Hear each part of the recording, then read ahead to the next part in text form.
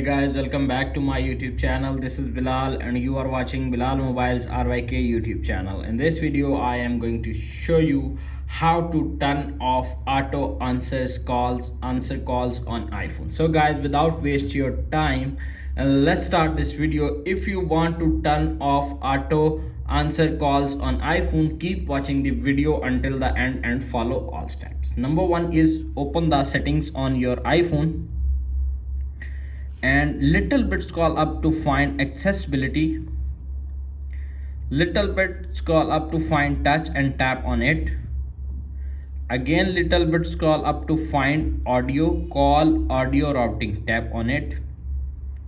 You can see appears on screen three options: automatic, Bluetooth handset, speaker and auto answer calls, tap on it.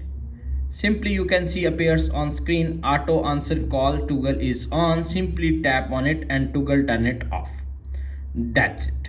After watching this video, I hope you will all know how to turn off auto answer calls on iPhone on new iOS update. If video is helpful for you, please don't forget to share and subscribe my YouTube channel. Thanks for watching.